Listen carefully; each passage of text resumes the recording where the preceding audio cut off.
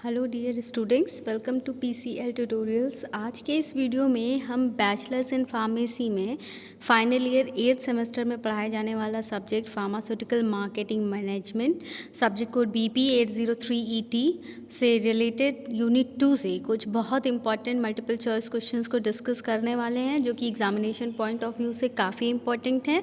हम क्वेश्चंस के साथ साथ उनका सॉल्यूशंस और एक्सप्लेनेशंस भी सुनेंगे और ध्यान से पढ़ेंगे, ठीक है। तो चलिए क्वेश्चंस स्टार्ट करते हैं। सो यूनिट 2 से स्टूडेंट्स, ये हमारा पहला क्वेश्चन है। An example of type of data collection in quantitative market research. अगर हमें क्वांटिटेटिव मार्केट रिसर्च करना है तो हम किस तरह से डेटा कलेक्शन करेंगे? Through mail, face to face, या टेलीफोन, या इन सभी से? देखिए, अगर हमें सिर्फ क्वांटिटेटिव करना है तो हम इन सारे तरीक़ों से डेटा कलेक्शन कर सकते हैं, ठीक है। Next question, qualitative market research provide reasoning for. देखिए, अगर हम क्वालिटेटिव की बात करें, क्वालिटी की बात करें, तो हम क्वालिटी मार्केट रिसर्च क्यों करते हैं? हमें इससे क्या पता चलता है? देखिए, हमें इससे ये पता चलता है कि कंज्यूमर का किसी भी प्रोडक्ट के लिए क्या एक्शन है, उसका ओपिनियन क्या है प्रोडक्ट के लिए, और उसकी ज़रूरत क्या है, और आगे वो क्या चाहता है प्रोडक्ट से, क्या एक्सपेक्टेशन है। तो अगर हम क्वालिटेटिव मार्केट रिसर्च की बात करें तो ये सारी चीज़ें हमें पता चलती हैं। तो correct answer is D. Next question, is the largest government funded health care programme in the world. तो विश्व भर में सबसे बड़ा government funded health care programme की अगर हम बात करें तो it is national health protection scheme. Next question, dash means that the natural market segment emerge from group of consumer with shared preferences. तो इसका correct answer is diffuse preference. अब हम डिफ्यूज प्रेफरेंस क्या होता है वो भी देख लेते हैं, ठीक है। तो it is a type of extreme homogeneous preferences, जहाँ पे क्या करते हैं, कस्टमर प्रेफरेंसेस वेरी सिग्निफिकेंटली। तो जहाँ पे मतलब कस्टमर्स की जो प्रेफरेंसेस है, जो चॉइस है, हो सकता है किसी कस्टमर्स के लिए कोई और प्रोडक्ट प्रेफरेंस में हो, किसी के लिए कोई और प्रोडक्ट। तो उस केस में हम क्या करते हैं कि उस केस में क्या, मार्केट में बहुत सारे ब्रांड्स हैं, ठीक है। तो इस सिनारियो में मार्केट्स में बहुत सारे ब्रांड हैं, तो ये ब्रांड्स क्या करते हैं, हर कस्टमर की अपनी प्रेफरेंस है, अपनी चॉइस है। तो ये ब्रांड्स कुछ नहीं कर रहे हैं, बस उसी गैप को फिल कर रहे हैं, ठीक है। गैप को फिल करेंगे ताकि क्या होगा, हर कस्टमर की जो नीड्स है वो फुलफ़िल हो जाए, और जो ब्रांड्स हैं वो क्या कर रहे हैं, कस्टमर की प्रेफरेंस से मैच करने की कोशिश कर रहे हैं। तो इसको कहते हैं डिफ्यूज्ड प्रेफरेंस, ठीक है। Next question, dash consist of quality, feature, style and design of the product.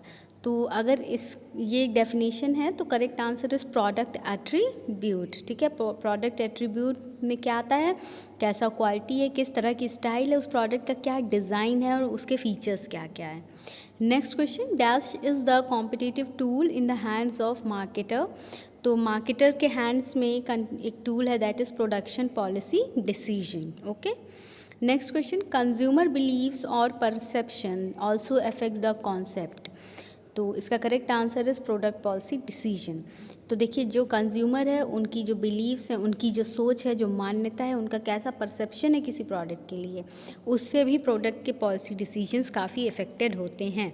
Next question, the product line में b dash which means the marketer can increase the profit by adding a new product.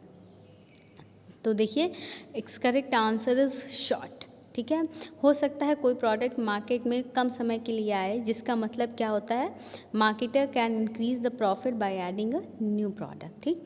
तो अब क्या करेंगे, marketer उसकी जगह पे कोई नया प्रोडक्ट लॉन्च करेंगे और अपना प्रॉफिट इंक्रीज करेंगे, ठीक है। ऐसा तभी हो सकता है अगर कोई प्रोडक्ट मार्केट में थोड़े समय के लिए आया तो फिर हटा लिया गया।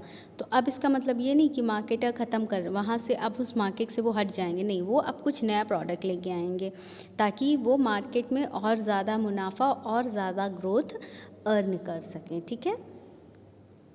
नेक्स्ट क्वेश्चन, द कंपनी में decide to launch a newer version of the same drug category which will be termed as. तो correct answer is upward line stretching, ठीक है।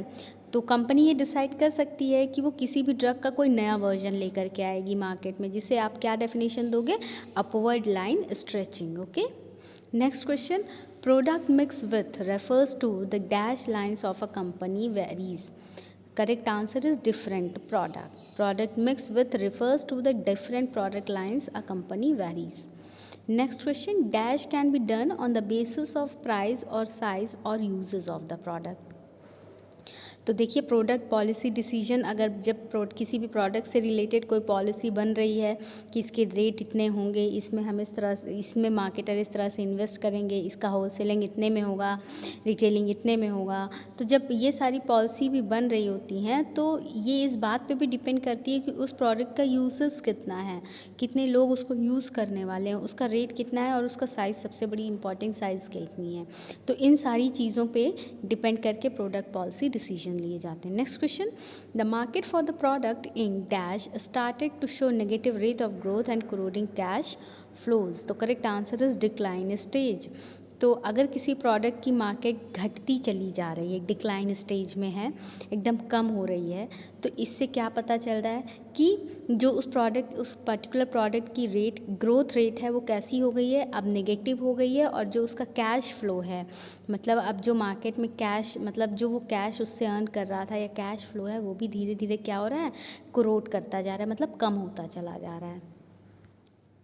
सो स्टूडेंट्स, ये यूनिट 2 से कुछ multiple choice questions, selected important questions discuss किया मैंने यहाँ पर इस वीडियो में. तो आप इस वीडियो को लास्ट तक देखिएगा. सारे क्वेश्चंस बहुत इजी हैं और कुछ बहुत ही कम सेलेक्टेड इंपॉर्टेंट क्वेश्चंस हैं, तो आप इनको अच्छे से पढ़ लीजिएगा.